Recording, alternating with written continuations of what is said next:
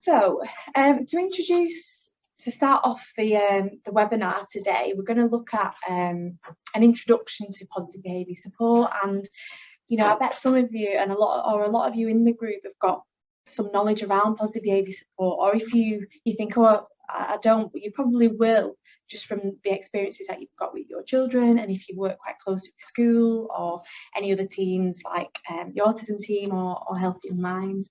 So like I said before, my name's Charlotte Hodgkiss. I'm one of the specialist nurses on the team. We work with children with moderate to severe learning disabilities from the age of 3 to 18. We also work with children that might have a secondary diagnosis alongside their learning disabilities, which might be something like autism or ADHD. Yeah, and I'm Claire Brown, I'm a clinical psychologist with Healthy Young Minds. So we work with the same population as the Community Children's Learning Disability team, but we work with children around their emotional well-being or mental health difficulties, and we do use a lot of positive behaviour support as well in our work. Okay. So you might have heard the term challenging behaviour or behaviour that challenges thrown about quite a lot within your experiences or in the work that you might do with children. We're going to have a look at kind of what's defined as challenging, really, because it is whatever yourself and your child, or yourself and the child that you're working with has some challenges around. So we do have a definition which we found, which was actually, we thought was quite relatable maybe to parents. So we'd say that it can be defined as just a range of behaviours that parents and carers might find difficult, that children with additional needs may display to get their needs met. So positive behaviour support is looking at any positive strategies that we can put in place, or different ideas that can support children to get their needs met, as opposed to resorting to the challenging behaviour. So you as parents might have some experiences and some examples, particularly around communication. We see that a lot, where children might become frustrated if they've got any social communication differences, or they might be pre-verbal. And sometimes you might see it in younger children that don't have additional needs. If you've got any toddlers or any little ones, sometimes they might display a little bit of difficult behaviour because they want to get that particular needs met. And sometimes as a parent, it is difficult to think, oh, what is it that they're trying to get across? So this PowerPoint should hopefully help you just look at understanding positive behaviour support and things like challenging behaviour. So these are just some examples of children we work with might display that parents and staff and carers deem as quite challenging, and you might be able to relate to these, or you might be able to think of some others that we've not listed here. So we see quite a lot of hitting others, don't we? We see things around hitting siblings, hitting out at staff, hitting parents. Some self-injurious behaviour is quite a common one we see. That things like a head banging and biting themselves, eating inedible objects. Some children we work with have got a diagnosis of something called pica, where they ingest inedible objects. Lots of children we work with have got no danger awareness, which can be quite challenging. Sleep difficulties, a massive one, as I bet a lot of you, if your parents here, can relate to this. Other things like continence difficulties, smearing, removing clothes, destructive behaviour. So these are just some examples that some of the children we work with might display when they're feeling that their needs might not be met, or they're not quite getting their point across. So what positive behaviour support aims to do is look at why people with learning disabilities and additional needs behave this way. So if we try and understand, the situation that your child might be in and what the communication they're trying to get across to us, this will help us look at a bigger picture of supporting that child to get their needs met in a more appropriate way. So again, this was a really good quote that we found that relates to children with additional needs, that most children without learning disabilities display lots of challenging behaviour. So like I mentioned, if you've got any toddlers, think of the terrible twos, how challenging your little ones can be there. And that doesn't always last because of the developmental age, and their communication begins to develop and their social skills, which then enable them to get their needs met more easily. But, you know, we acknowledge that many children with additional needs don't develop these skills maybe as quickly as other children of that age, or they might not get the right support, which is as early as a child that hasn't got an additional needs has got. So, you know, do just bear in mind that it can be a bit of a learning curve for you as parents as well. And it doesn't mean that your child is going to be challenging forever. It could be that the right support's not in place, and the support through positive behaviour support and the things that we look at aims to support your children, like I said, and we keep mentioning, to get their needs met in a more appropriate way. Do you want to add to this quote? Because it's quite a good one that we found, isn't it? Yeah, I think you've said most of it, really. I think it's children with learning disabilities and additional needs. They have the same needs as other children, but often they're just not able to communicate them in the same way. So the behaviour is often a way of getting that need met, but they're using challenging behaviour maybe to get that need met, as opposed to other communication and social skills. Yeah, and with children, often with children with additional needs, there is lots of other things that can kind of contribute to that. So it could be they might have a sensory processing, they might have some health needs as well themselves, or if they've got a particular syndrome which requires a lot of medical appointments. These all add to the frustrations, but PBS, we aim to look at the whole picture of the child. So we think about the environment, and we think about their communication and their sensory, and for you as parents and carers and staff coming on to this training, we want to help you start to think of the bigger picture, because that in essence, that's what we do, isn't it? We think of the bigger picture. Yeah, we'll talk a bit more about that in a bit. Okay, so I think Claire's just going to introduce, I think, the next couple of slides. Okay, so challenging behaviour is a term that's used quite often, and sometimes we prefer to talk about difficult to manage behaviours, because often the behaviour isn't a problem to the child, it's actually a solution to a problem. So it's a way of getting a need met, but it's more difficult for the people around the child to sort of manage that. So positive behaviour support is about trying to find a better solution and also to improve quality of life. So to be effective in managing challenging behaviour, we need to understand what the young person is trying to communicate, teach less harmful ways of communicating, and think about the contribution of the environment around the person. So like Charlotte mentioned, a lot of the children we work with have different sensory processing difficulties and need more support in the environment to keep them calm and to keep them able to tolerate difficulties that come into their environment. And we need to make sure that replacement behaviours are equally effective at meeting the same needs as challenging behaviours. And we're just giving you a brief overview, but hopefully this will make more sense as we go through the PowerPoint. So we're trying to understand what is the behaviour telling us about that the child needs, and how can we get them to get that need met in a more appropriate and easier to manage way for parents. So what is positive behaviour support? So we've introduced a few ideas. So it's a person-centred approach. So it's a framework for understanding and managing challenging behaviour.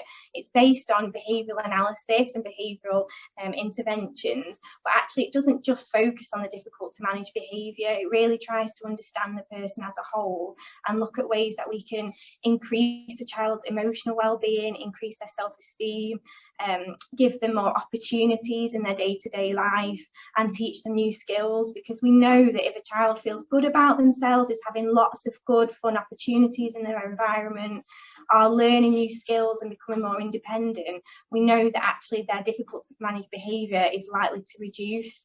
So positive behaviour support looks at boosting a child's quality of life, as well as just focusing on the actual difficult to manage behaviour and looking at specific strategies for that. As Charlotte said, it's really about understanding the child as a whole and what they need in their environment to help them thrive.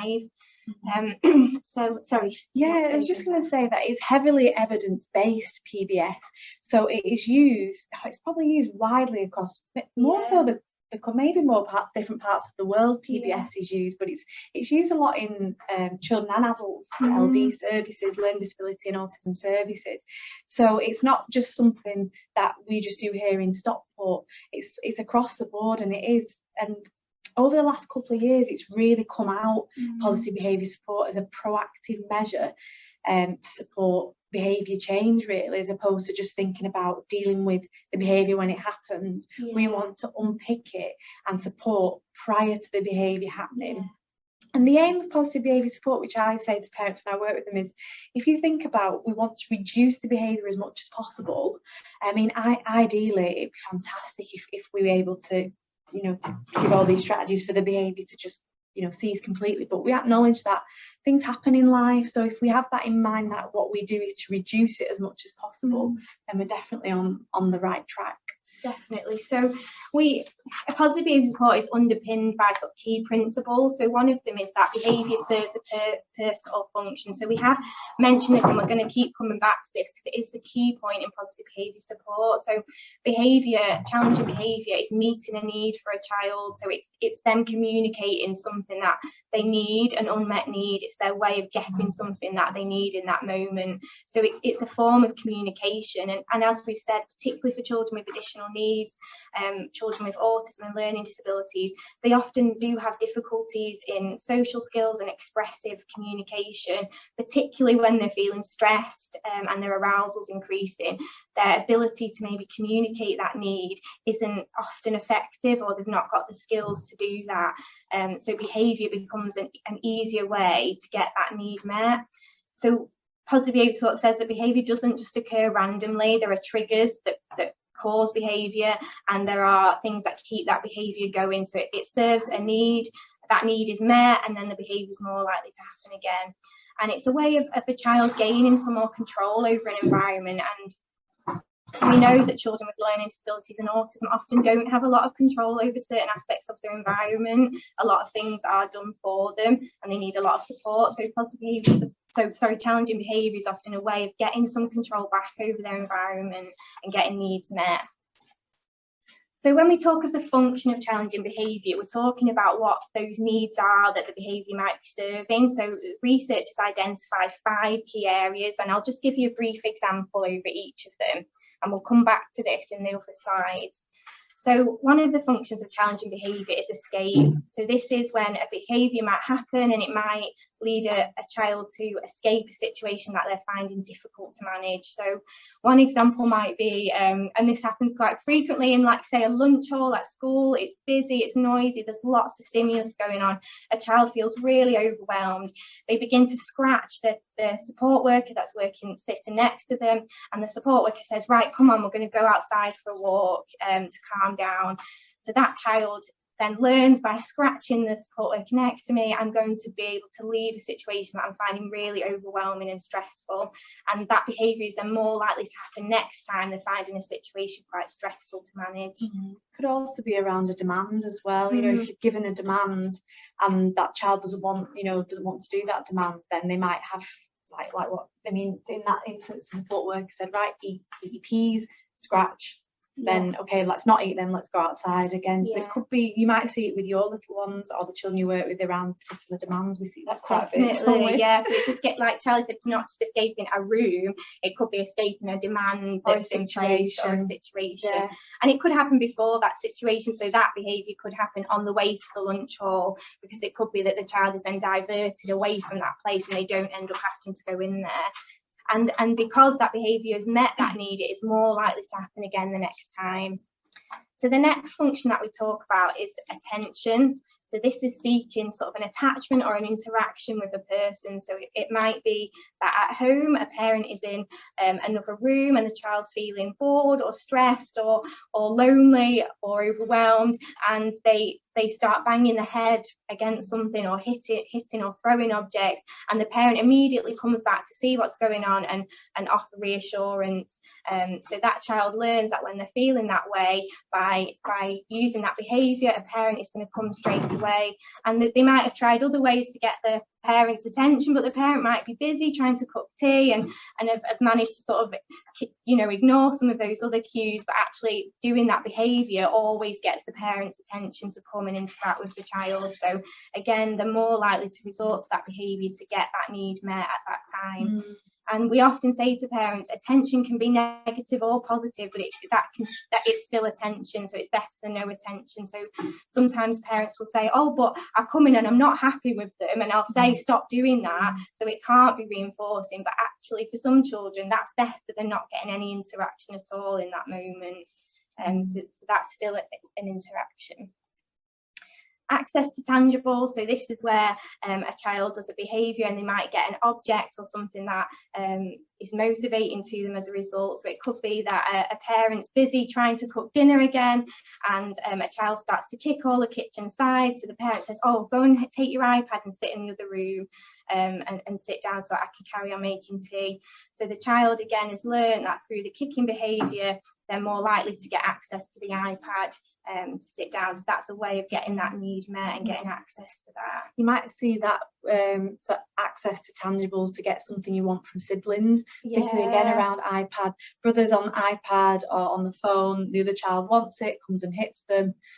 Parent gives the child the iPad. This is just a random example, and then again they've got that, like what Claire said, it's been reinforced, and it's back to them maybe thinking that's how they get that need met. But there's no judgment here at all. When we work with parents, we totally acknowledge that these things happen, and sometimes you unintentionally reinforce, but that's okay. You know, we're here to help you look at that, and you know, you're not doing anything wrong. It's just sometimes like things when you're in the moment you don't always realise until you take a step back. Absolutely, and I know I do these things with my child as well, and that's why we do workshops, and positive behaviour support is a way of thinking differently about behaviour, because actually in the moment these are things that we do just to manage how things are when we're busy and stressed, and we need to put some of these things in just to help us manage in the moment. But actually it's positive behaviour support is a way of looking back and assessing, okay, how has this behaviour been shaped, and what can we do to change that? So the fourth function of behaviour is sensory. So this can be quite a tricky one sometimes to unpick and sort of get to the bottom of.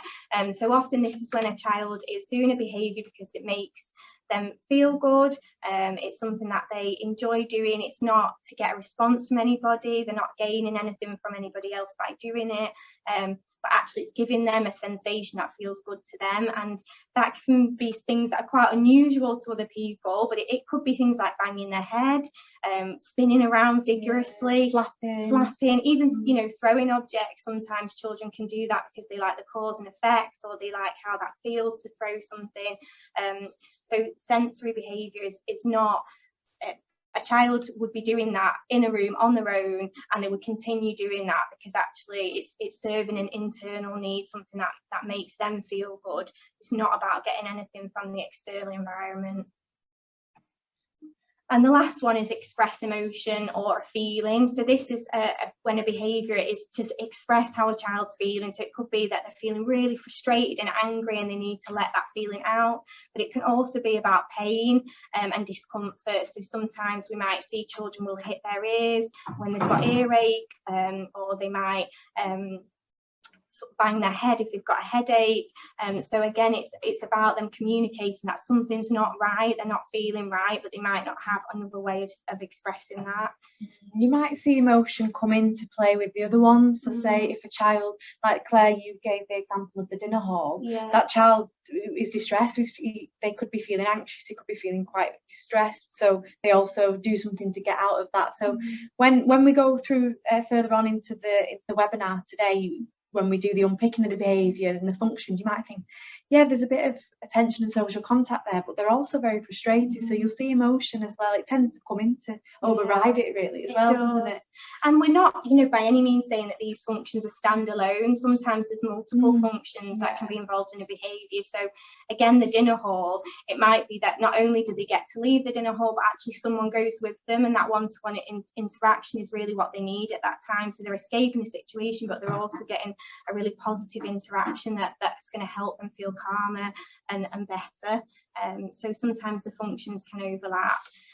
So hopefully that's given you a bit of a taste. We're going to do a role play now, which is strange virtually. So I hope it sort of comes across. And just have a think about what you think the function might be in this role play, and you can sort of mention it in the chat if you've got an idea.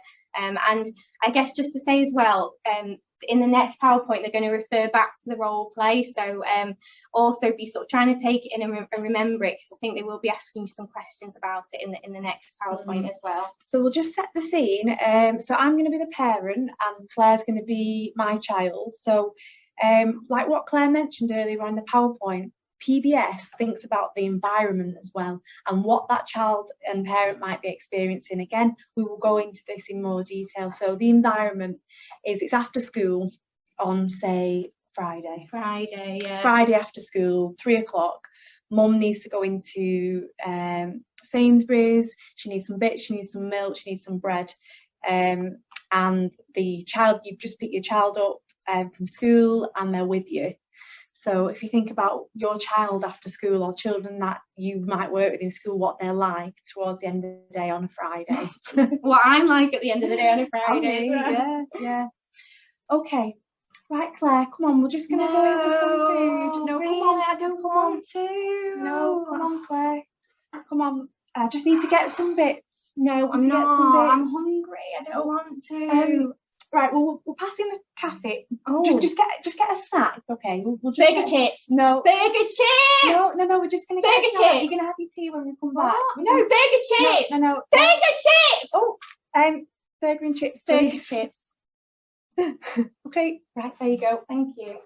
It's really difficult virtually, but when we do it in person, it's a lot easier to pick out the function. So if you can think about if you can maybe try and guess the function, if we go back, so what Claire went through with you, and then being mindful of the environment. Have you got the questions? So if anyone wants to type, you can type some questions, our colleagues can see them who are sat at the back. So yeah, guess the function and then access. Oh yeah, brilliant. Yeah. So it's an access to a tangible, So I was hungry, I wanted burger chips, saw the cafe, and through that behaviour I was able to get an access to a tangible. Yeah, someone else express emotion as well. Yeah, because she was annoyed. Yeah, she's tired, she's frustrated, hungry. She didn't want to be in the shop, so it was also a build up of that, absolutely. So you're thinking about your environment now. So bear in mind now, when we move on to the next PowerPoint, the environment as well. So we just have a final slide, which leads us on to the next PowerPoint. So right, you've had the behaviour and you've seen it, so it's like, oh, okay, right, how do I unpick this now? So when we try and do any work with around PBS and behaviour which challenges, we need to gather a lot of information because it needs to be evidence-based, specific to your child or the child you work with, so the right strategies can be recommended. So we do this by collecting data gathering, by using data gathering tools. And the big one that we use here in Stockport, which is used a lot across schools as well, is star charts. So I'm not going to go into that because my colleagues are going to go into that next. But we do a lot of observations as well in different settings. So if it is something that you're interested in, doing yourself, getting staff at school on board, or if any child goes to short breaks, or goes to other grandparents, aunties and uncles, observing what's happening in that setting.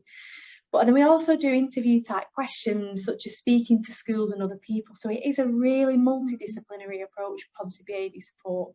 Definitely, and we can't kind of move on to think about strategies until we've got that information. So we need to have that wealth of information, because unless we know the function of behaviour, the strategies we put in place are not going to be effective. So we really need to have a clear idea of what the environment, how that's influenced behaviour, but also what is the function, because if we get that wrong, the strategies we put in place are not likely to be effective. Yeah, we get sometimes a lot of parents through that really want strategies straight away, and I totally get that because the behaviour is difficult and you're struggling. But we do have to say to parents, we need to really, really unpick the behaviour, like what Claire said, before we give the right strategies, because sometimes if it's not right, it's not going to work. We don't want to set you up to fail.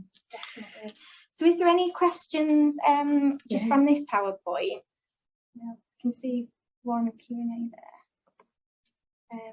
Oh, brilliant. That was someone, escape the shop. That's so that's true. I've not thought of that actually, but you're escaping the shop environment to go to the cafe, which might be, no one said that before when I've done that, but that's a really good point. But keep that in mind for when you do your looking at the environment, because just that child have sensory processing. Think of Sainsbury's after school. Definitely. Especially now the World Cup's on. Because the World Cup's on tonight, actually. So if you were to go tonight, So smearing is where, I don't know how to explain it really. It's where a child might have soiled themselves and they might smear that feces over like the bathroom or in the hands, and it can be done with other items as well, but that's the one that's often quite difficult to manage, for understandably for parents. Yeah, and usually in my experience with smearing, it can be a range of different functions. So it can be linked to constipation. So if you do find that your child maybe has a poo and then smears it around or tries to get it out, it might be that they're in pain and they're constipated, but it could be serving a sensory need, but it also could be serving, because if you think about that behaviour, that's quite a challenging one, and you're going to respond to that, aren't you? So smearing is just the smearing of feces on an object or in the hand. Oh, right. So someone does it with... that's interesting. Yeah. Smearing Vaseline. Yeah. She might like the feeling of that. She might. So that's a sensory thing. Yeah. But think about the response that your daughter might get from that. Because my nephew used to do it with Sudocrem, put it on his face and put it everywhere, and it was just he just couldn't get it out of his hair.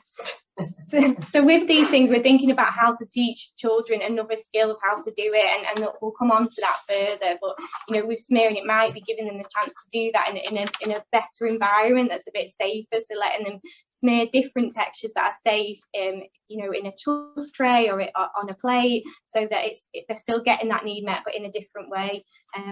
So we'll hand over now to our colleagues. Yeah. Is there one more? So I'll just pass you over now to our colleague. So good morning, everyone. I'm Louise Tickle. I'm one of the specialist learning disability nurses on the Children's Community Learning Disability team. And I'll let Beth introduce herself. Hi, I'm Bethany. I'm the staff nurse, learning disability nurse on the team as well, and we're going to introduce you to the star chart. This is really weird because we can't see anyone, so I hope it's everyone's managing to grasp everything we're trying to say. This is a bit of a whistle-stop tour through positive behaviour support. So we're going to sort of take you back a little bit, because to get to the function of the behaviour, we tend to use this behaviour analysis tool, which is called STAR, and it was designed by two men, Sir Browski and Clements, in 1994, and it's been widely used and really evidence-based, and it's so it's called STAR analysis. And what we always try and say, like Claire and Charlie were saying then, there will always be a reason why behaviour has happened, and the challenge for you as parents and us as professionals is to work out, why that behaviour is happening, what purpose it serves for the child, and this is what the STAR analysis helps us do. It thinks about the general context of when the behaviour is happening, and it's really important that we understand the reasons and the underlying behaviour, so we can support your child to communicate these needs in a more appropriate way. I think Claire just said that. So the STAR analysis will help us to understand that behaviour and get to the function what Charlie and Claire were just describing to you. And we ask parents, we ask professionals, we might ask parents to do it, we'll ask teachers and teaching assistants who work with the child in school. If your child attends respite, we might give them some STAR analysis, because as you know, you often know behaviour can appear differently in different settings. So it's really important we get a good overview of where that behaviour is happening, what that behaviour looks like, so we can get to that function and we can appropriately put strategies in place to help to meet that behaviour in a different way, that need in a different way. So if I just move on to the next bit. All right, no, okay, I'll leave it on that bit. Yeah, so I'll just go through. So I hope everyone did get a blank star in their pack. I'm sure they were sent out. If you didn't, let us know in the chat. We can send blank stars, we can email blank stars, or Sandra can email blank stars to anyone who didn't get one. So really we start really with the action, which is the behaviour. So what is that challenging behaviour? What is the behaviour that you see? And it might be something that's been happening for a long time. It might be something that's just recently started to happen. And we want to really try and understand that behaviour. And as I say, get to the function. So we start with that behaviour. We really want to describe that behaviour as it's happening. So, you know, if your child has started to hit themselves, or if your child has started to refuse to go out the front door, your child started to refuse to get into the car, as your child starts to refuse to go into the supermarket, or every time you go, like in the role play, every time you go into the supermarket, start to show these difficult behaviours that sort of limit their experiences, limit their interactions with people, but also limits, you know, often the family going to do these things with the child. So we think about that behaviour and we need to describe it as it is. Is there anything else about the action, Beth? I think no. So, and then we start to think about the settings. So the settings is where that behaviour is happening. As I said, it might look differently at home than it does in school. It might not happen in school, it might happen just at home. So we need to think, what are the settings that behaviour is happening in? So we think about external influences. So, and we have to get as much information in here as possible. So thinking about them external influences. So we're thinking about that role play then, you know, it's in the supermarket, thinking about activities that's happening. Oh no, sorry. So external influences, what's the environment look like? So what's happening at the moment? So the big thing, I suppose, that we're thinking about at the moment is the pandemic and COVID changes and the restrictions that's happened around that. So what activities the child is doing at that time? Is it in the supermarket, or is it in school, or is it going to bed? Is it using the toilet? So what's the activity? What the general life events at the moment? Are they in a period of transition? Are they moving schools? Are they moving house? Are you just trying to get them out the front door and into the car? You know, that transition, is it a transition moving from class to class in school? So there's all them things to think about. So they're the sort of external influences that might impact behaviour.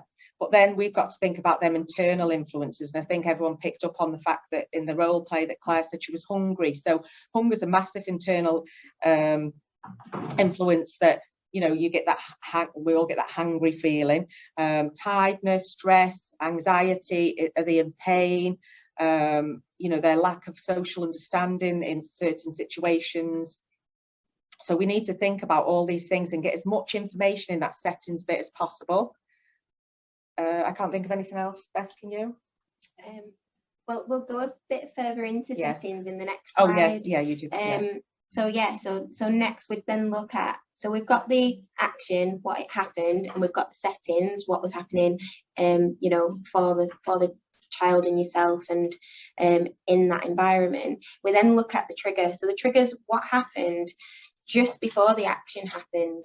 So it doesn't have to be greatly detailed. It might just be one simple thing, you know, a demand was placed on the child, or they requested something and it wasn't given to them. So we think about what that behaviour was, what happened just before the action. So that one's quite a simple one. It sounds like it's quite a simple one, but actually sometimes it's quite hard to identify what that trigger is. So that's why sometimes the setting can support that trigger phase. Yeah. Do you want to go? Yeah, and then the last bit is the results bit, and that's really important. So the big thing, you know, we would look at this as a whole, but the main ones, as I say, are that settings, identifying the trigger, and then the results bit is really important because that's what happens immediately after that behaviour. So how do the people around that young person respond to the behaviour? And as you can see in it, using the role play as an example, you know, that that behaviour actually resulted in them getting the burger and chips which they wanted. So you know, in terms of you know, meeting their need, that's what happens. So we need to think about how the behaviour is responded to and what follows that challenging behaviour. And then by doing this and getting parents to do it, and you know, other people where the child spends their time, that we get an overall picture of where that behaviour is happening, the what, where and how really of what's happening. Sometimes you see a pattern, sometimes you don't, but it does help us to get to the to inform us of that function of behaviour, what you discussed earlier on. So I'll pass you over to Beth, who's going to go more into the settings. Yeah, so Louise said a little bit about this before, but when we've looked at the environment and the trigger, the actions, and the outcome of that behaviour, we need to also look at settings from your own point of view and from the child's point of view. So what was happening, you know, for that behaviour to occur. So like we've just said, you know, hunger is a really big factor. You know, is the child hot, cold, worried, overexcited? There's lots of different attributes that can affect a situation.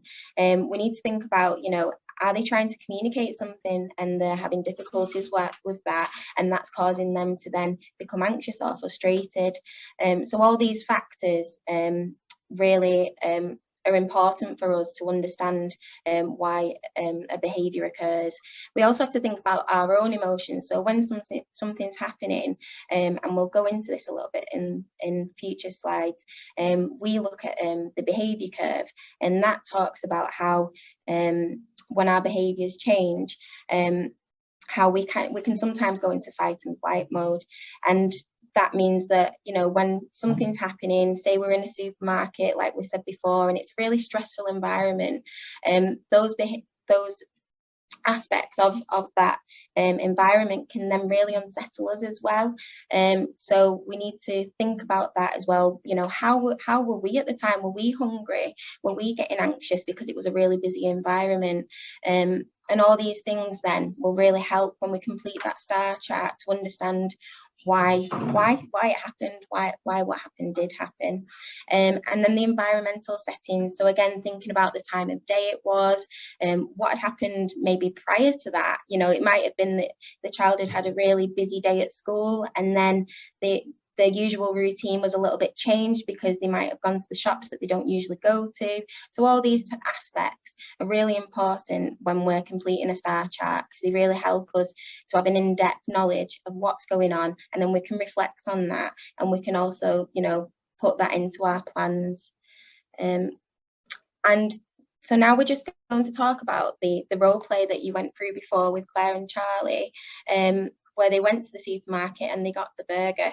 So if you have the copy of, obviously we can't hear you, but if you've got your copy of a star chart, if you can start to fill that in and think about all the aspects that were happening in that situation. So the time of day it was after school, they went to get some food, and that all the changes that occurred there, and try and fill that star in. And if anyone wants to give us any feedback in the chat, we can then feed that back. We would usually do this more interactively, but it's a little bit difficult today. Do you want to add to that, please? No. So yeah, so have a go. If we just give you a couple of minutes just to use that blank star that's been sent out, or if you could even draw one out. It's just we often draw them just on our notepads. And just to have a think about the settings, and you know, you could use the role play if you want to use that, what we call the burger and chips role play, but you could also think about your, you know, a situation that you've been thinking about, maybe a behaviour with your own child, or if there's any professionals that you know, a child that they've been working with, just to think about that star, and think about the settings bit and how that's you know, how the results bit, and just maybe we'll give you a couple of minutes just to fill one out. Yeah, and after you've done and then that, any questions, if you can try and start to think about the function of the behaviour. So as you've said before, you identified what the function was within that situation. If you're writing one about a situation that you've had personally, you can start to think about, you know, was it tangible? Was it for attention? You know, and then if you can write that down, we can maybe give you some feedback on that. So we'll just give you a couple of minutes just to have a go at that, or to have a think about it, and all. And then, you know, use that sort of method when you're thinking about behaviour is really useful. Often, what we get is that we get parents or professionals to fill these stars out, but then people start to do it in the head, so they don't actually need the physical, you know, paper. People will start to think about, and that's what we want you to get to, really. So if we just give you a couple of minutes just to fill that out, and any questions could go in the chat.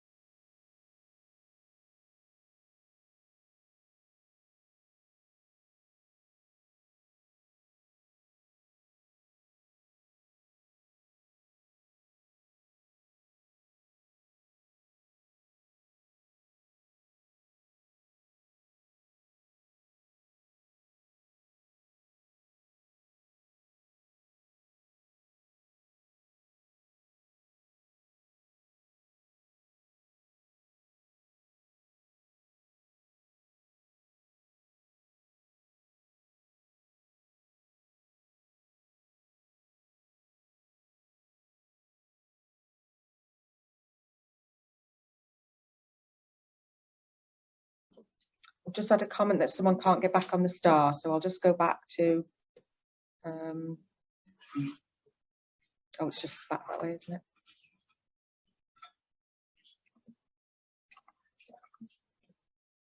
So there, oh, I lost you for a minute then. I'm not touching it again. Yeah, we can. Sorry, our screen kept going blank, had a bit of a mini panic.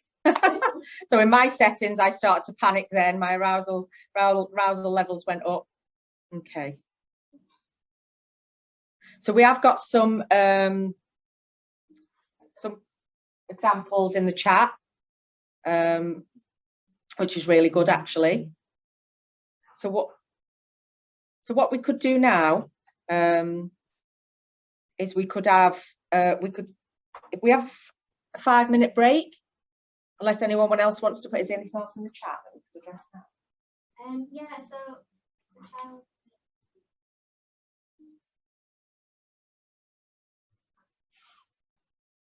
Yeah, so we've got absconding, just difficulties getting around. So I guess with that it would be escape. Yeah, we should be able to get Oh, I'm not touching it again. Yeah. That doesn't I like don't know me. if this is going to show on here. I don't want to show the names. I don't. Oh, we've got lots of examples. Can you see that? Yeah. Yeah. Just the names around. Oh, okay. Yeah, so we had an example of a child who was, trying to abscond and trying to refuse to go out with the family, and that does sound like it's an escape behaviour. It sounds like you've actually used a lot of different strategies, which is really good. You've been really proactive, and then from that function, we then look further into, so what our service does is look at different strategies that you could use. So we'd look more in depth at that, what's happening further before that. Does the child like routine? What strategies can we put in place to support that? But from what you said, we'd look at that function, and that function would probably be, avoid and escape and avoid. We've got another example. It's a bit difficult because we're going back and forth from laptops. Do you want to read the other example out? Yes, I know it's got the name. My child lashed out at me after I was scuffling the playground. Using the star made the function show me that he was upset, that the other child wasn't playing fair. He was also hungry, tired, thirsty. Yeah. I'm worried about the other boy being better than him at football. As the other boy teases him at school. Yeah. He wanted to leave the park. He struggles to recognise that children may not always play fair or want to be his friend. Yeah. So that's I think like you say, you picked up on lots of them internal influences there with that example about Social interaction. So that might be around gaining social interaction. So this is just the start, really, and this is why we call this becoming a behaviour detective. So start to really think about them settings, and what I didn't say about the settings bit was it doesn't have to be what's happening in that immediate setting. It could be something that happened the day before that the child's hung on to and is thinking about, or it could be something that happened 2 weeks before, and when they managed that situation, but internally they were feeling a little bit anxious and stressed. So, but when you take them back into that same sort of situation that they find difficult, you might see the challenging behaviour. So it really is becoming a behaviour detective and picking all these bits apart. And this is a great tool for doing this. Move on to the next part of this session now, but we just wanted to address a couple of questions just now. So I think one of the questions in the chat was, what is a trigger? So can define a trigger. So the trigger really is just anything that happens just immediately before you see that challenging behaviour. So it could be anything really. So it could be something external like a noise, the lights, someone else, a person coming into the room, someone that they particularly don't like. Any other examples, ladies? Being told no. Being told no is a big one. Taken off them, or being a demand to do something they don't want to do is quite a big one. So if we think about, and then them internal triggers is, you might not see that trigger because it might be internal. So it might be something, if they're getting any pain or anxiety or like we spoke about before, tiredness, hunger. So you might not see them internal triggers. So that's why we call it becoming a behaviour detective. So if you think about the triggers immediately before the behaviour, and sometimes it's really hard to see. Sometimes it's very, very subtle, or we don't see it at all. So that's why we gather lots of star charts to think about, is it always on a Friday? Are they tired? Is it always on a Monday? Are they tired? Have they had a busy weekend, or they've not slept? The routine's not been the same. A routine and structure's a really big trigger as well. So we have, and they're also in the settings. So the trigger and the settings can, but anything that we could call it a precursor. So anything that is just before that behaviour. And I was going to say something else and it's gone. So any more questions we can answer just now? Someone's asked about the slides, sharing the slides. Oh yes, so we've got lots of questions about sharing the slides. So I think after this webinar, I think we'll speak to Sandra and I'm sure we can organise sharing the slides with everyone that attended. But as I say, we can speak to Sandra about that. Yeah, for the person that's just said about missing the star, we'll send you out you'll get a copy of the PowerPoint, and the star all that information is in there, because we won't have time now, unfortunately, to go back over that. And I think, is there any more questions before we start our final PowerPoint? Okay. All right, then. So it's myself and Charlotte again now. So we're just going to talk about positive behaviour support strategies that help to manage behaviour challenges. And then at the end, I'm going to talk a little bit about self-care, because we really think that's important for parents to have a time to think about, and just to get you to check in with yourselves a little bit at the end. Okay, so this PowerPoint is just, we've got a bit of a case study as an example, a real life example, but the names are changed of the children, of where we have used the stars and all the data gathering tools and put into place an effective positive behaviour support plan. Again, these are some examples here, but we hope that this kind of overview of how we work and how PBS works can hopefully help you come up with some strategies yourself for your own children, because a lot of the time it's parents that actually come up with the strategies. Definitely, because you know your children best. Yeah, definitely. So let me just, for some reason the PowerPoint is not moving. Oh, there. Okay, so the aims of this PowerPoint is we want to build on principles and ideas which are outlined in the presentations earlier on. So we put this morning because when we did this conference, it was actually an all-day thing, so it was just the couple of sessions earlier.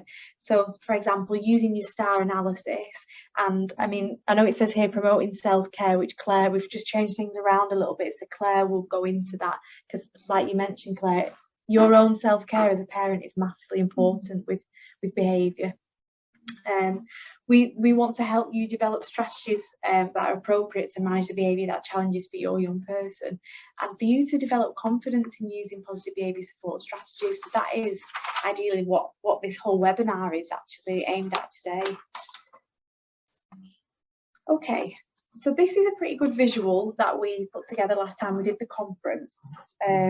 We like using the scales because without so if you can see, the challenging behaviour is on one side of the scales, and we've got what actually positive behaviour support is and what it aims to do on the other side.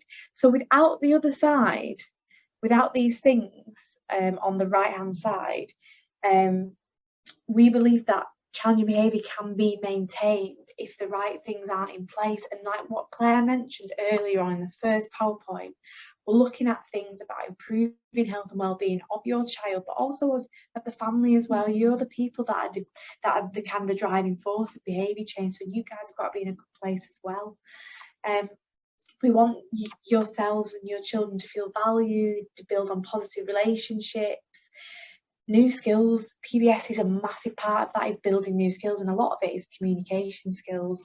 Having a responsive and appropriate environment, looking at meaningful activities, a sense of achievement. So the emphasis is on preventing the need for challenging behaviour by giving your child more opportunities that are actually outlined on the other side of the scales. So we do need to draw on skills of everyone involved, yourselves as parents, staff at school, and bringing out those skills with your children to enable the best kind of positive behaviour support model. You might find throughout your child's life that there could be changes and more challenging behaviours occur, but again, you need to really think back to these scales. So, right, the challenging behaviours come from somewhere. We've seen a lot with COVID. So if you think about COVID, it's taken away your children's meaningful activities, swimming, cinemas, play schemes, school, things like that. Speech and language appointments are online now. Paediatrician appointments aren't being done as regularly. So then these things are being taken away. So the scales are going more so in the area of the challenging behaviour, because health and well-being has massively decreased in COVID. We've seen a lot of that, Claire, now, definitely, and the people that are around the child as well. I know that all of us will have been affected in some way by COVID, and our own stress levels and how we're just doing generally will be reduced, and that will again have an impact on the child as well.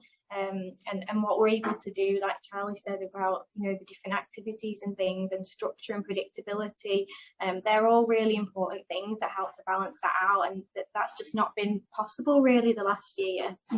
And if you think of yourselves as well, you know, you might be able to articulate why you might be feeling upset, anxious, angry because of the situation, this very difficult COVID situation, which has been going on for a long time now. So your children are feeling the same, the same things as what you are as well, probably more so because of their understanding that. I mean, gosh, even some people that don't have learning disability think this is never going to end, and when is this going to end? I'm so confused. So, yeah, it's just, don't beat yourselves up. We're in a difficult time at the moment. Someone just typed in the chat, but well, it's difficult for our son as he can see other children who are better than him. We started rock climbing to build his confidence. Brilliant. So you're really thinking there about kind of that emotional well-being and what's going to give your son a sense of achievement. And again, that's just a really nice way of seeing something that actually is struggling with, that might be a trigger, but actually what else can we do to give them that sense of achievement, that sense of self-esteem and being able to accomplish something. And having that is likely to increase his emotional well-being and then reduce the likelihood of challenging behaviour as well. So those things are amazing. A meaningful activity as well. Yeah. Like Claire said, that's what we aim to do with positive behaviour support. So think about all these little things and examples that people are giving as a bigger picture, really. Because if you know yourself, if you've got hobbies and those hobbies have stopped or things have changed, then it's the same for your children as well. We're all into meaningful activities for ourselves. Okay. So the next slide, this is like one of the best things I think that we can share with parents. It's a really good visual, and we feel it really helps understand kind of the build up to behaviour. So some of you may have seen this before. You might have come across it at the school, or if you work in education or you work in other services. So this is called, the scientific term is an arousal curve, but we like to call it a bit of a behavioural arousal curve, because we're linking it to behaviour, we're linking it to your child's behaviour. So we all have a green, so I'm moving the cursor a little bit here, so we all have a green happy baseline behaviour. So we all experience this, yourselves, your family, your children, regardless of need. We all have that kind of chilled, happy baseline. I'm in a good place. So as you can see, there is a yellow stage. So that the picture we've got here is someone looking a little bit anxious, becoming a little bit frustrated. Many children with additional needs do kind of sit within the yellow stage, just because the world is different than what they might interpret. Children that might have autism or sensory processing, the world is quite an overstimulating place. So naturally, you might find your child sits between the green and the yellow every day, most days, all the time, just because of their additional need. So when we start to feel anxious and frustrated, we can leave our happy baseline and we can go into this yellow stage where we start moving up, and that is when your adrenaline kicks in. So if we're thinking of science, we're thinking of fight or flight, adrenaline starts to kick in, and you can, once you're aware of this curve, you'll be able to see it in yourself. So examples as an adult you might see is if you're a driver and you're driving in rush hour, that really annoys me. So things like that, but also with your children are going up this as well.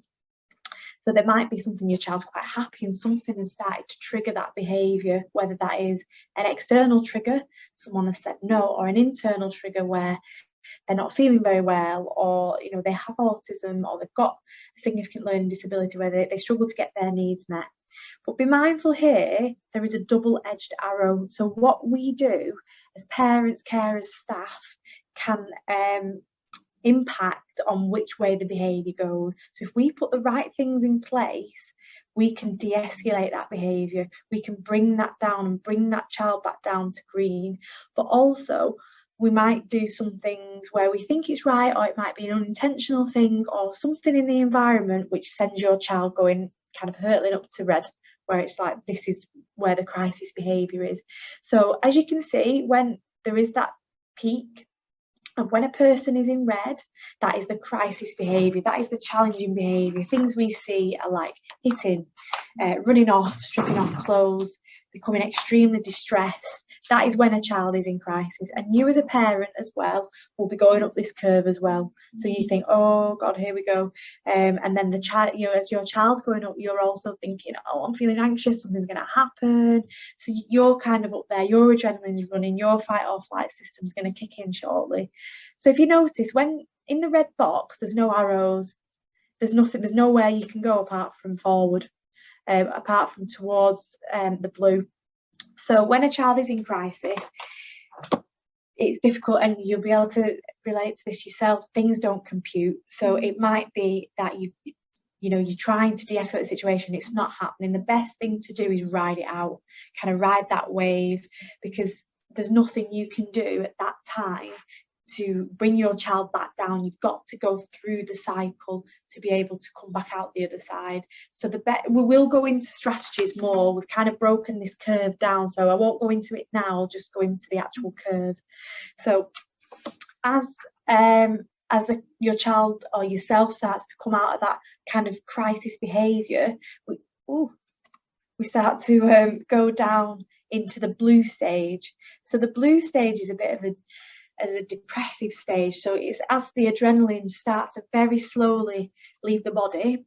Scientifically, you will dip, so you'll start to feel quite sad, or you might still feel pretty anxious, still feel pretty frustrated. Some children might get teary, they might want cuddles, they might want a dark space or some quiet time. You yourself might feel a little bit shaky and think, oh my God, I need a breather, I need to sit down. Again, notice that there is a double-edged arrow here as well. So what you do and what we do again in this stage can go one of both ways. It can go send the child back into crisis, or it can bring the child back down into this lull before they get back into the happy baseline. So it might be, I saw an example of a mum. The child came out of the red and went into the blue, and she said something like, why have you done that? And then it's just sent the child straight back up into red and prolonged that behavioural incident, really. And then as you dip, it'll take some time for you to become, you've come round a little bit. You might know it yourself if you've been upset and you think, right, okay, I've started to feel a bit more, back to my normal self now. Before we move on, Claire, because I know that you come into contact with the arousal curve quite a bit, is there anything you want to add? What I will say is that, sorry Claire, before it's in my mind, adrenaline can be in the body for like 90 minutes, up to an hour and a half it can take. So be mindful when your child is coming out of that into the blue. You think of the timings. If it's 10 minutes and then you're going back in with, don't do that, or come on, let's go and do this. Just be mindful it can take some time.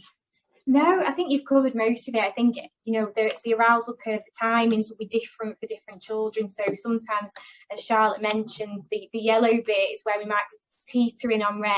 For some children, that they can go very quickly up to crisis point. So you might not see many warning signs. It might be over a couple of minutes, they'll shoot up the arousal curve. For other children, there'll be more gradual warning signs that might alert you that they're creeping up that curve. So our job is we're often trying to work more in the green and yellow phases. So we're trying to intercept early before we reach crisis, because as Charlotte mentioned, it's really difficult to manage when children reach crisis, and it's really hard to de-escalate once we get to that stage. It's much easier if we can try and identify some warning signs that our child's arousal is escalating, or some setting events that make their arousal start to escalate.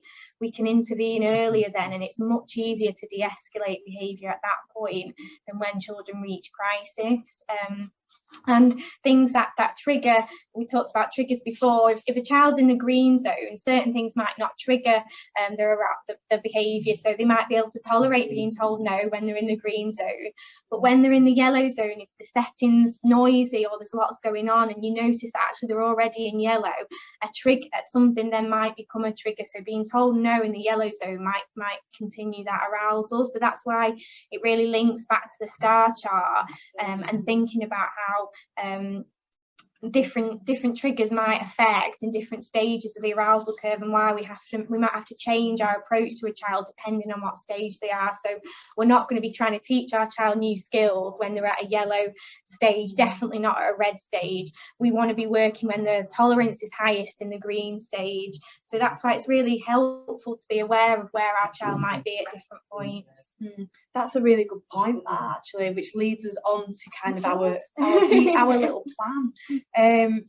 So yeah, that's really good, Claire, thank you. And as PBS, it is about teaching skills to your children, and as Claire mentioned, we want to be as proactive as possible. We acknowledge that you're the best will in the world, you put all these things in place and you think, oh God, it's just happened, and we acknowledge that, which is why we do give strategies in the red stage. But the strategies in red are very minimal and the strategies in green are massive, and we always add to them, and they're the ones that are a bit of our working document. So we've got here, so green proactive strategies, these are just some examples really. So we look at changing the environment and managing the environment. What skills can we teach your child to help them get that need met? This is where you're bringing in your visuals, for example, looking at how can we reinforce the behaviour positively, you know, reinforcing the good behaviour that you want to see in your child, and then looking at, again, editing triggers that comes again to link into the environment. Then we've got amber strategies. So as Claire mentioned, we need to tweak things we wouldn't do.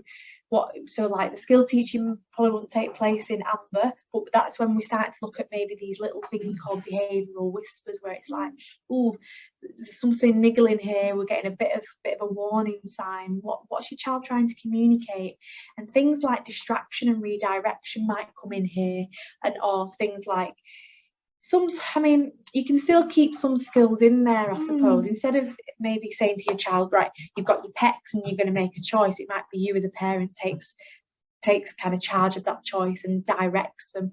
Okay, time for bean bags or the little TP tents, things like that. The red strategies are your reactive strategies, things that we just need to react to, and they are about managing risk, keeping everyone safe. And as hard as it is when your child is up there, it's just staying as calm as possible. But we'll talk about that, about the self-care, won't we? Yeah. And then your blue strategies, and your recovery strategies. So you're going to have different strategies in different stages. So your blue is going to look at, you know, if you think about your child has had a massive kind of incident where they're feeling quite sad or anxious or distressed, you need to try and keep that environment quite calm, not rushing back in with things, keeping your communication simple. But you know your children best, so you're going to know what's going to work in these settings. We are giving you, I guess, the tools to be able to unpick that. But if you just remember, green is all your positive and your proactive stuff that you want to teach your child. Your amber is thinking about your little behavioural whispers, right? What do I need to tweak in this environment to prevent the red? The red, managing risk and keeping everyone safe. There's nothing really you can teach in there. And then your blue is think about your chilled out and your calmer strategies to help your child get back into that green.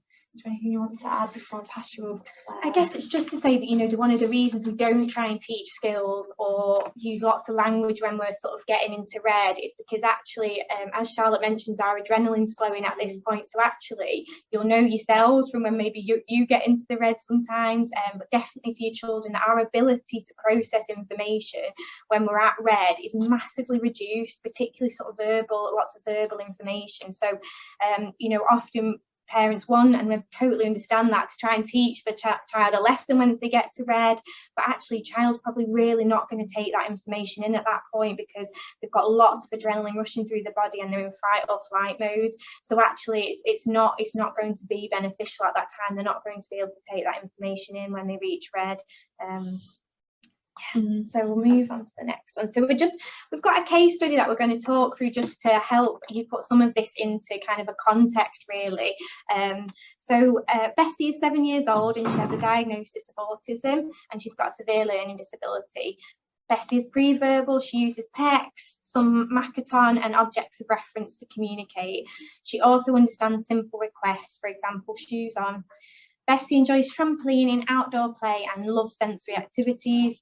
And the behaviour of concern, so the referral says to us that she pushes a 3-year-old sister, Sasha, frequently, and this sometimes results in an injury. Bessie will self-injure by hitting her head on objects when frustrated. This is a real-life case study of 2 children we've changed their names. So this is a real referral, real case study, and a bit of a real plan, I suppose. So how we're going to start is what we've talked about. So we want to fill in some stars, and we're focusing on one behaviour at a time so that we can really focus that data collection. So we're going to focus on pushing Sasha in the evening at home. So we're trying to look, what is the function of behaviour? What response does Bessie get when she pushes Sasha? So we've done the stars and we've realised that the function of behaviour is to obtain interaction from a parent. So it often happens when parents are in another room. Bessie will push Sasha and parents will come back in the room to intervene, and it's also to get help if she wants to engage in activity. So it might be that we've found that when Sasha's got the iPad or another toy, Bessie pushes Sasha, a parent comes in and ends up giving the toy back to Bessie. So she's getting interaction from parents, but she's also possibly getting, in some situations as well, access to a tangible. So we're looking at how can we intercept that behaviour before it happens. So how can we teach Bessie a new way of getting that need met, and how can we intervene so that Bessie doesn't need to use that behaviour to get the need met. So as Charlotte mentioned, proactive strategies. So we've got loads here. I'll run through a few of them, but hopefully you can go back after and read them through. So we found that parents noticed through the stars that it tended to happen when they were watching TV, when the parents had the TV on. So there was a particular spike in the behaviour at this time. So they've said actually maybe we were a bit more distracted in the other room, so we weren't as aware of how Bessie's was on the arousal curve. So we're going to turn the TV off for a few hours around that time so that we can attend more to Bessie. We're going to think about what is going to keep Bessie more in the green. So this is, like we said, thinking about the whole person, not just the particular behaviour. So Bessie likes to know what's happening in her environment. So they're going to create a clear timeline so Bessie's a bit more, it's a bit more predictable for Bessie what that looks like in her evening. And every 2 to 3 minutes, a parent's going to engage with Bessie. So just a friendly check-in to give her the opportunity to initiate an interaction in a more positive way. So we know that the behaviour was serving a function of getting the parents' attention and interaction. So parents are going to intervene and offer that before the behaviour happens. And if Bessie is able to initiate an interaction in a more positive way, we're going to really praise that. So we're going to try and teach Bessie another way to initiate that interaction. And that might be through a symbol, through a Makaton sign, of asking for help potentially. And parents are going to really praise that if Bessie's able to initiate that without using the challenge of behaviour. And also, if she's gentle to Sasha, we're going to give her loads of praise for that as well. And we can work on skills. So one of the skills that Bessie's struggling with is sharing with Sasha, sharing that object. So actually, when Bessie's at green and she's happy and she's engaged, parents could really scaffold that and sit with them and do turn-taking activities so that Bessie's getting that opportunity to really practice having to share. But that might be really scaffolded at first. So, and we can just, this is the stage, this is where the skill teaching strategies come in. So like what Claire spoke through, some of them, so the sharing and the consistent use of the PECs. But this family were brilliant at really kind of looking in at themselves as well and thinking, oh, actually, yeah, we do have the TV on a lot and we're watching the telly a lot, whereas that did become a bit of an issue. So they kind of scrapped that of an evening and had a lot of time together as a family, which, I mean, Bessie was actually close to the team and, you know, sorted, and this mum was well on it. So she, you know, they've not come back in, and we know we've seen mum recently, and they're doing great. So yeah, it's sometimes zooming out, isn't it? So sometimes when you're in it, it's really hard to see what's influencing that and why that's happening again and again. But actually, using the stars and parents being able to zoom out and see, okay, this is when it happens more often, and actually, what are we doing then? Where's Bessie? What does she need? Helps them to identify some really, really useful skills. So we'll move on to the next one. Okay, so these are some AMBER strategies. Again, like what I said when we were looking at the behaviour curve, these are designed to be implemented when your child is becoming a little bit more anxious. And some of them might be quite similar to what you'd see in the green, but they'd just be tweaked a little bit. And it might be that you as a parent are taking a little bit more control here because you think, right, the double-edged arrow, this is where you come in and where schools come in and things like that. So they still aim to get the child's needs met, but they also aim to keep them keep them calm and to prevent them from progressing into this crisis. So with Bessie, so she needed clear and consistent limits and a reminder of boundaries where mum would come in and be a little bit more firmer. Transition warnings were a pretty big thing with Bessie. So we did like the 2 more minutes, and Lego was finishing 5, 4, 3, 2, 1. She needed time, Bessie, to process what's been requested of her. So there is a bit of a 6 to 10 second rule with children with additional needs. And sometimes, think about someone who's feeling quite anxious as well. It can take a couple of times so you might have to repeat yourself. Visual and auditory times are really helpful with Bessie.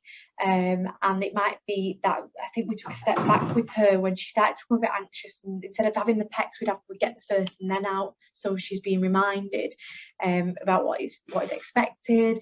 We had to distract her a lot of the time and introduce motivating activities. Mum being mindful of the environment. Again, it was a busy, noisy household, and mum had to try and kind of manage that. Some of Bessie's behaviours were, social interaction, wanting attention. So we were thinking, can we adopt something called a planned ignore for a safe behaviour? So, like when the trampoline had finished, Bessie she was fine, but she used to just protest like many children would if something fun was finishing. Mum was able to ignore that because it was just a little bit of whinging, and it didn't progress to that, and then mum was able to just redirect her and distract her. So again, when she started to feel anxious, Bessie was a very sensory child, and she needed access to these activities and opportunities to take a break. Again, this is a good point where you can start to be that behaviour detective, like I think Louise mentioned in the start, that you need to think about, right, what is she wanting? What does Bessie require at this time? And Bessie was, she did have autism, so she really responded to a calm, consistent approach and a routine as well. So reactive strategies. So when Bessie could hit her head when she felt frustrated. So like Charlotte said before, in red, it's really about keeping everyone safe. So removing dangerous objects, having a pillow or something soft available to put between the surface and Bessie's head, and ensuring that everyone around is safe. So if we know that, if we've sort of become a bit more cued into those warning signs that she's reaching crisis and she's likely to hit Sasha, we're going to move Sasha from the vicinity. We're going to prompt Bessie to go to a calm, safe space, and we're not going to give Bessie any demands. So we're not going to try and get her to do anything that she's going to find difficult at that time, because as we said before, she's not going to process that information, and that's going to be really difficult for her. And you're going to wait and listen and look for cues that Bessie's calming, because then that gives you an indication that maybe you can go in now and offer something else like a drink, or whether she wants some interaction. But you'll know your child best, and particularly when you start thinking about their behaviour in terms of the arousal curve, you'll start to pick up on signs for your own child that let you know, okay, they're ready, they're moving into the blue phase now. We can think about other strategies that we could use to help them. And I'm going to come on to this in self-care, but it's helpful for parents to just use some positive self-talk to yourself, because it's really difficult when your children are at red and you're trying your best to de-escalate. It's really stressful, particularly parents say when they're out in public and there's lots of people around. So just reminding yourself that things will calm down, and that you're coping the best you can be helpful to just get you through that as well, because it's really stressful in that moment. And that will hopefully help you to stay calm. And at that moment, your child's often out of control and they're not calm. And if you can sort of model a calm, controlled behaviour, they'll feed off that, and they'll say, okay, my parents are calm, my parents have got this, and feel a bit more contained. Notice these strategies are all around controlling, you being able to try and control the environment, but also that things are safe. And there's nothing really skill teaching in this, is there really? Yeah. You're taking control and doing, I guess, doing the guiding. Yeah. So finally, again, your blue strategies are as important as your green and your yellow. So with Bessie, so she often needed quite a bit of reassurance, and she thrived from praise. So mum did this this strategy called label praise, where she would be really mum was so calm with her, and she was like good relaxing Bessie, and giving her time, and when she was ready to engage, mum would encourage her to do some sensory type stuff around deep pressure and get her little sensory boxes out. If you come towards the end of the blue stage, not at the beginning, at the end, this is when you need to be that detective and think, right, my child is coming out now, they're starting to giggle a little bit more and they're smiling and they're being a bit more engaging. This is when you then start to reintroduce your green strategies. Claire will go into this, but you know, the adults that are involved, if you've got partners or grandparents, it's really good to engage in self-care, but also have a bit of a debrief. Bring your stars back out, bring your arousal curves back out and say, right, what happened there? Let's unpick it, because it'll help you see if there's anything that triggered in the environment or anything that somebody or yourself did and you weren't aware. We all and do give it. yourself permission to have a cup of tea or just go in another room for a few minutes if you need to, because you'll also, as Charlotte said, you'll be on this arousal curve with your child often, so it's quite stressful to manage, and afterwards your arousal will be teetering, and actually giving yourself permission to say, I just need to go for even just a minute and take some deep breaths and have a cup of tea, and then I can re-engage again. It is fine, and we really sort of advise when parents feel it's safe to do that, to do so. Yeah, and just think about as well this double-edged arrow. I love sharing the colourful behaviour curve with parents because it's a visual, so you can see it. Stick it up on your fridge, have it around the house or whatever, so you can visually see your child going up and down this curve, or yourself, and then the stages where you can intervene because the double arrows there. But I'd always say in the blue, just be mindful of the environment as well. Is it noisy? Is it hot? I mean, at the moment it's been very hot, hasn't it? And is there any like a cooler area that your child can go? But again, blue strategies, yellow strategies, green strategies are very important. I mean, your red are, of course, to keep the child safe, but there's no skill teaching that can take place in that. You're looking at doing that in your green stages, but maintaining and controlling the situation a little bit more in your blue and your yellow. And I think this is something that always comes up, which we see, and so what happens, thank you, when strategies appear to stop working? Because you might think, best will in the world, I've done everything, things are going great, but they might have grown out of that a little bit, or it don't work anymore. So again, you need to go back to your stars, become your behaviour detective, consider the functions of behaviour. Is there been a change of routine? At the moment with COVID, there's been massive changes of routine. You might think, my child's regressed, but it's no surprising that it doesn't mean people with learning disabilities haven't regressed. People that haven't have regressed, emotionally, because it's been such a tough year. We've never had to go through something like this before. So again, don't beat yourselves up. It just takes people time to just get back into routine, get back into the swing of things. And it might be changes in your child's development as well. So we see this a lot with puberty, don't we? Where things that have worked fantastically in more your primary years, it's like, it doesn't work anymore now, or like you've got hormones coming into it, and they're getting older and they're wanting that more independence. But again, when things start working, link back in with the people that are working with your children. Schools are often fantastic. If you've got a paediatrician, it's great to link in with them. If you're open to the autism team, or you're open to us or to HIMS, linking back in with your professionals. Your speech and language are always really good to tap into as well in your OTs. And go back to your stars, go back and try and fill a few more in and see, actually, has it changed? Has the response changed to some behaviours? Are the new triggers now? Are the different setting events? That'll help you sort of have a starting point for when you notice things aren't working anymore. Okay, we're going to talk about self-care now, but I'm just wondering if there's any. Oh no, we're not. It's the one more just slide. One more slide. Sorry. Yeah, so we're just kind of finishing up the strategies now. And this, I know it is a bit of a whistle-stop tour of PDS. It's squished all into like, what, 2 hours? I know, yeah. But you will have opportunity for some questions and to get hold of the slides as well. But what we would say is just remember that behaviour can become a lot more challenging before it gets better, and you think, oh my god, I'm doing everything that they've said and I'm doing everything that's recommended, and the behaviour has escalated hugely. That is a scientific fact. It's an evidence-based fact that will happen, because you are putting in brand new boundaries and you're teaching new skills, and your child's like, hang on, I could get away with this before. Where's this come from? Why is mum doing that? Why is dad doing that? persevere, because once your child's brain begins to learn, oh, okay, this is what they want me to do, then I can get this. You know, you will get there. Be consistent with your approach. They will soon learn that the challenging behaviour is no longer effective, and the skill that we've taught them is more effective in getting that need met. It might take some time and it will be challenging for you as well, but again, like what Claire's mentioned, we always say bring your stars back in, you know, look after yourself. It's self-care is a massive thing in this with challenging behaviour. And that also, remember your green strategies, often when they're not consistently implemented, parents reporting escalation difficult behaviour, we see it a lot where PECS is massively used at the beginning, or sensory strategies, or lots of routines, and the child is doing amazingly.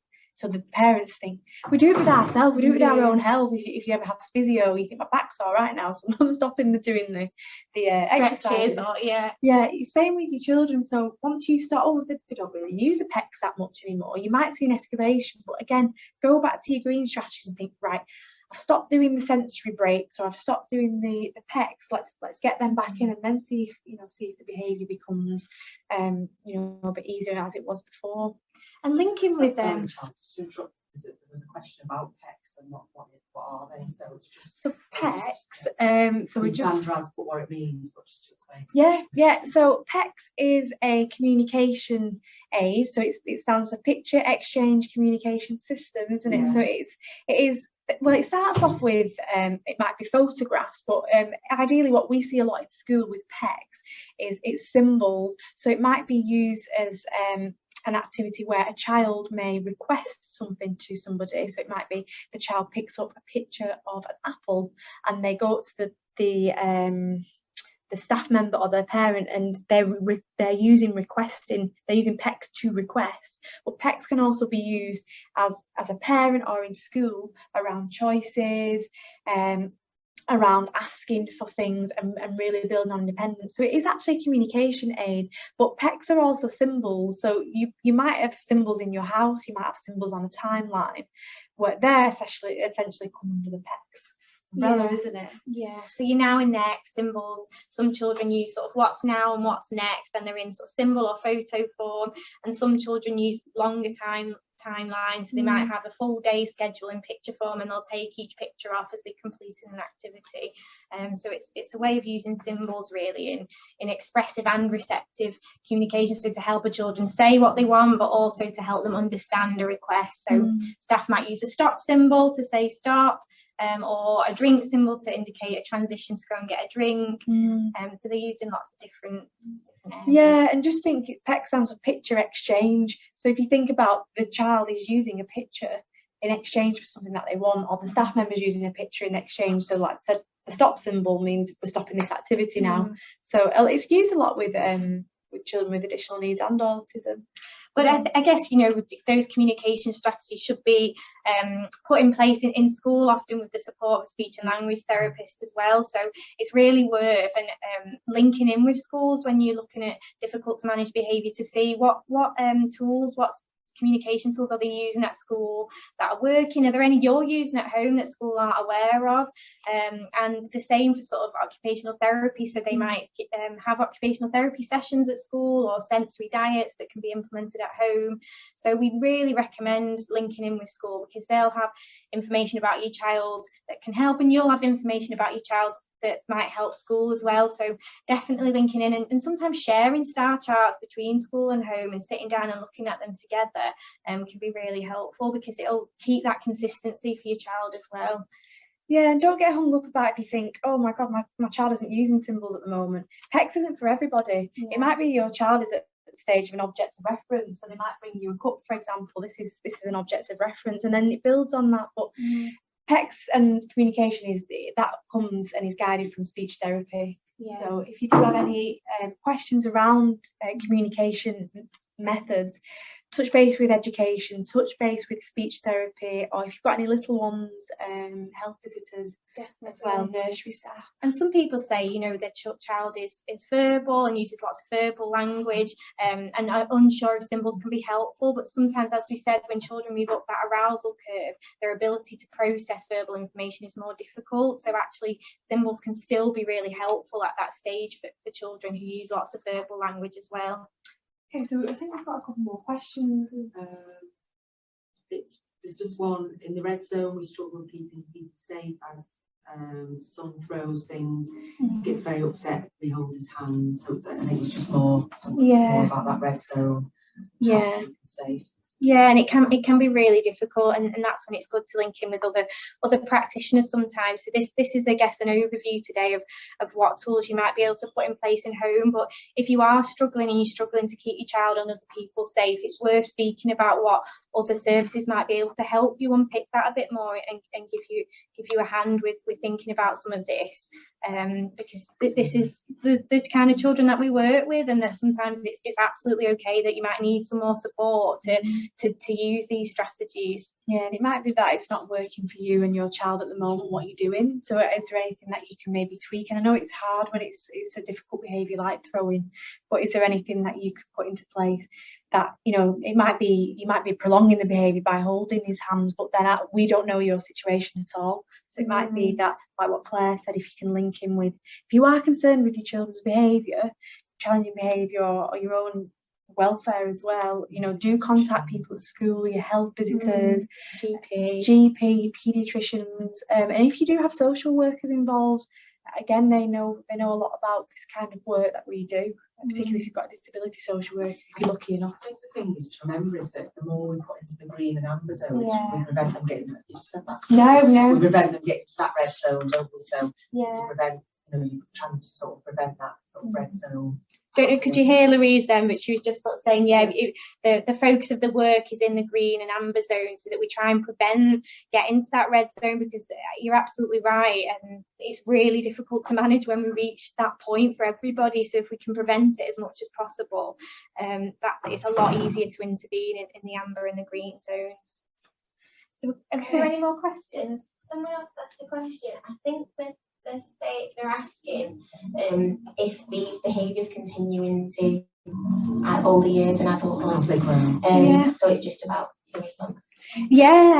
Yeah, definitely. So, you know, we hope, and that's, we work in child services, that we can support children to learn communication skills to help avoid these difficult to manage behaviours, so that as they grow up with these skills and tools, that they can use them into adulthood, and it'll really set them up in adulthood to have the tools to get the needs met in other ways. But absolutely, PBS is used in adult learning disability services. It's a working document. If you have a PBS plan, it should always be a working document, because like what I said in the last slide, that children hit puberty, strategies need to change, behaviours will change. You might think, oh, they grow out of the biting, now they're doing the throwing now, and that's when you just need to tweak strategies, but not massively tweaking it really. A lot of the foundations of positive behaviour support should be in your green stage, but it's huge in adult services. So if you ever had some support as a child, adult services will be well aware of this kind of work as well.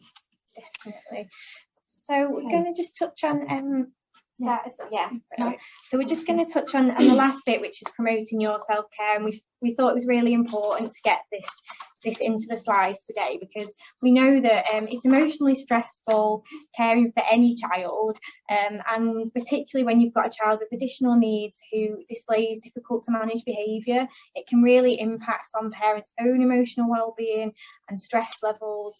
And you know, over the last year as well, parents have been trying to juggle this, often in a really difficult situation with the pandemic, with less support, we're finding, with a lot of parents. So now more than ever, it's really important to spend some time just talking about how you can promote your own self-care, and just a reminder that that's really important, because often parents will say that goes to the bottom of the priority list, and we would argue it should be at the top of the priority list. So you know, we use the metaphor sometimes of needing to put your life jacket on before you can support somebody else. So if you've not got the resources that you need to function and to feel emotionally okay, you're not going to be able to be fully there for your child or other people around you.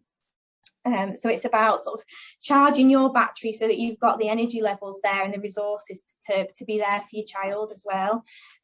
So this is something that we use to think about what kind of things might help your self-care. So we've got exercise and relaxation. So this might seem like a one that's talked about a lot, but we really emphasise how important it is to have time for you to do an activity that you find rewarding and gives you a sense of purpose. So it might be learning something new, it might be cooking a new meal, or doing something that makes you feel good about yourself, that gives you a sense of reward for doing it.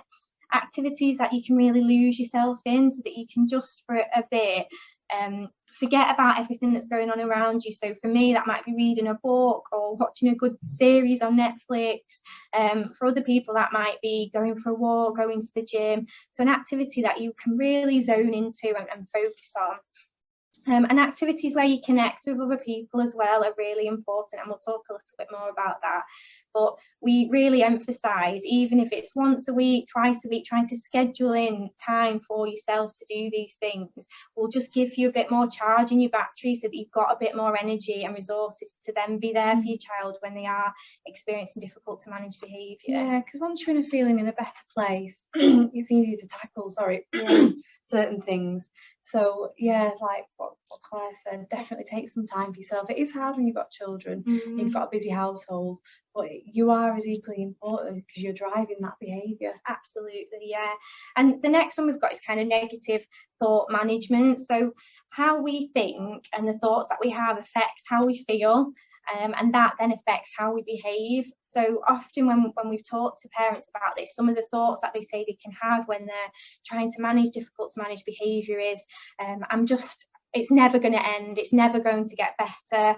If they're out in public, they might have thoughts of everyone's judging me, everyone's looking at me.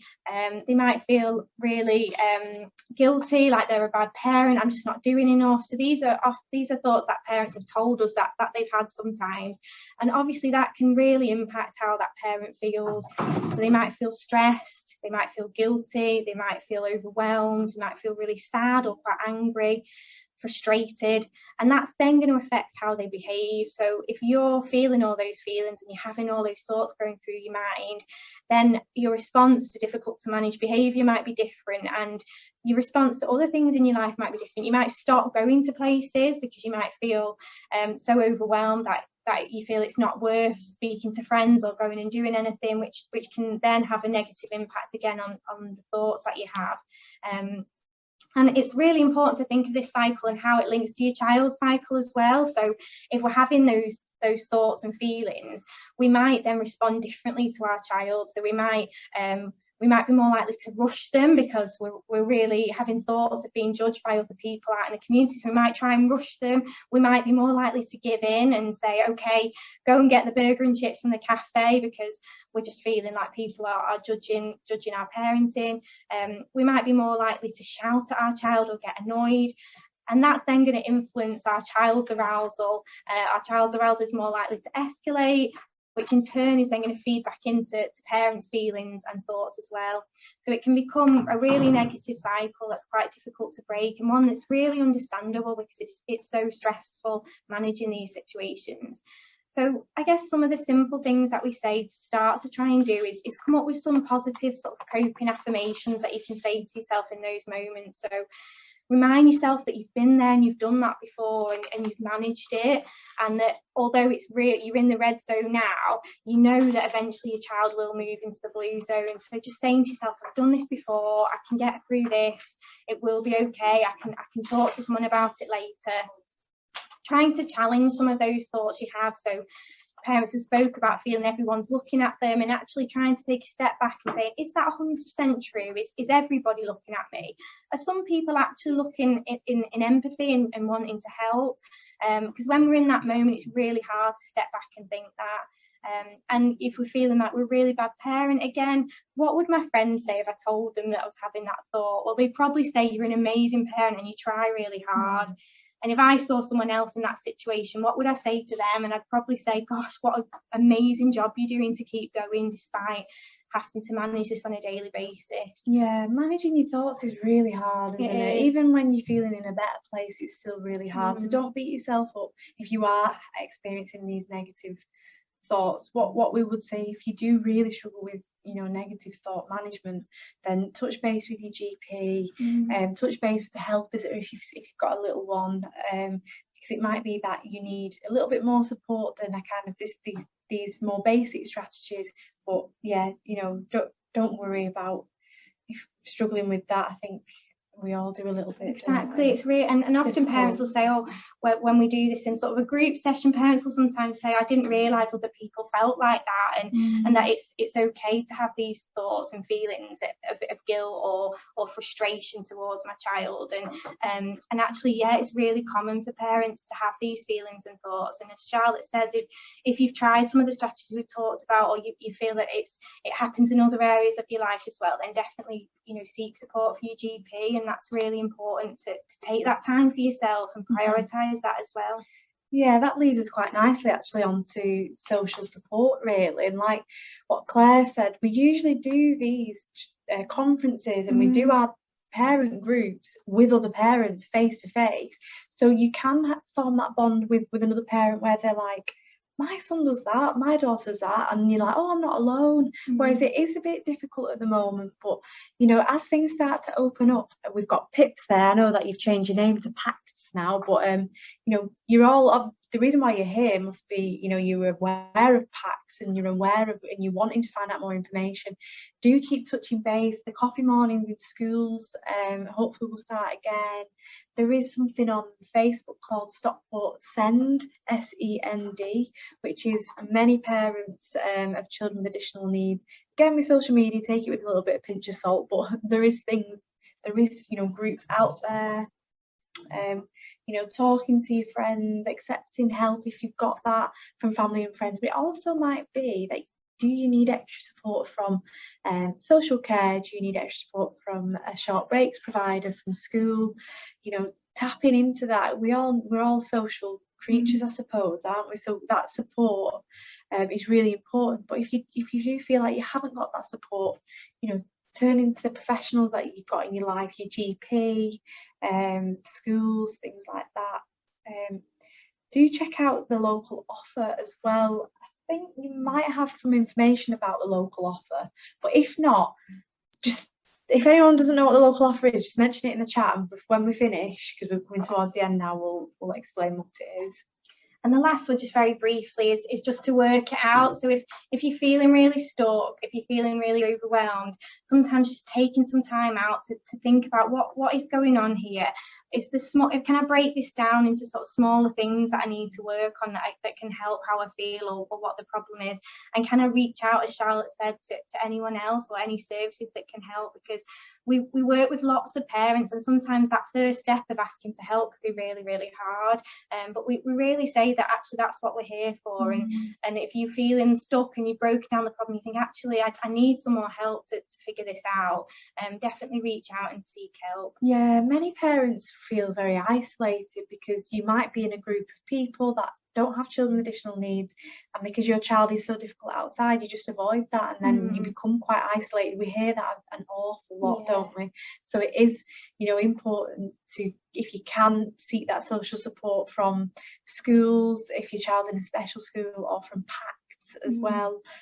If you don't live in Stockport, if you live in more Manchester area, there is things out there which you can access, but it's just about finding it, isn't it? Definitely. So we're going to finish now, but I hope that the last little bit is just give you permission to check in with yourselves, and maybe after this set yourself a bit of a goal for this week of a time that you can go and practice some self-care and schedule that in and prioritise it. So we'll take any questions you have from that bit or any of the presentation before we finish. Sandra's put the link, Thank you, Sandra. Thank you, Sandra. Yeah, the local offer's on there. That is also a pretty good place to just think and check in about what is actually available for children with additional needs in Stockport. So I think they've been updating it recently, which is pretty good. So yeah, get on there, have a look what's available for things that you can do. It can be activities, but it can also be other things like for parents as well. Like parents can link in with each other. Got any more questions popping up on our chat?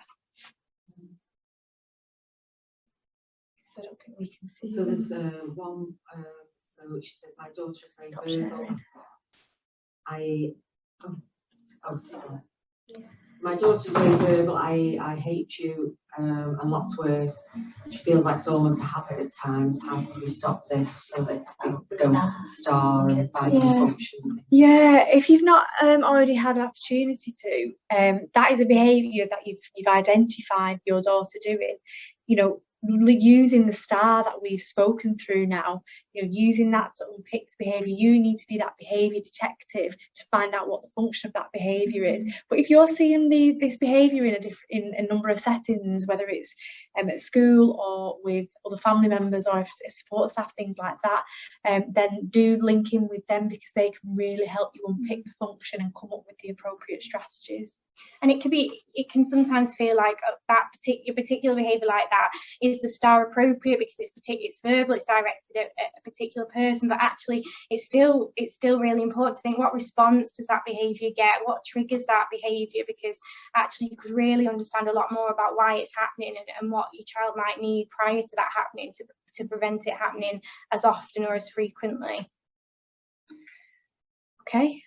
We had another question popped up. Yeah, it was a comment more than anything. Okay. We have brilliant. So Excellent. Okay. Someone said that I find self-care is not just for the parents but for siblings, and she finds having brilliant special time idea. with Yeah. a son's sister is very important, to give her a bit of a break so she knows it's not all about. Oh, amazing. Really Yeah, good and that's something we do touch on in our job, but I guess we've not touched on this, so thank you for that feedback and sharing that, because we can add that. But siblings, absolutely. Yeah. Sometimes you feel that your siblings are neglected a little bit because the child's additional needs are quite challenging or quite time consuming, but that's amazing that you thank you for highlighting that. That's really important. Well. Yeah, no, definitely. We'll stick that in. We'll definitely stick that in for next time. Thank you. I think that's it. So thank we've you had a very lot much. of people saying thank you, but you're very welcome, and thank you again for attending. Hopefully we can start to run these quite regularly. I think we did one last year and it was very successful. That was one that was in face-to-face. So again, I think you can get copies of everything. I think, Sandra, you've got copies of our PowerPoints and bits and bobs like the star and the behaviour curve. But if there's anything that you need from CCLDT and HIMS and you think, oh, I didn't ask that, just get in touch with PACT and then they can pass on any information. We're on the local offer as well. You're welcome. Yeah. Thanks everyone for engaging as well, because it's really strange doing it virtually. So Do we have an evaluation? Sandra, I'm not sure if you. Someone's asked if there'll be a recording, so I think Sandra said she's going to send the link out, so it'll be on YouTube apparently. You'll be able to share it then with other family members, because that's really important so other people can see it that weren't able to attend today. Yes, important to get the evaluation. The evaluation forms are important. We need to, obviously now more so with COVID, there's cuts in the NHS, so we really do need to show the work that we're doing is beneficial to parents. So please fill out the evaluation, send them back to Sandra so Sandra can share with us, so we can keep delivering this free service to parents. And anything you'd like to see more of as well, really open to kind of constructive feedback as well of what could have made it better, or other useful resources that you'd like. Okay, thank you very much, everybody. Thanks, everyone. We're going to end it now. Okay, cheers.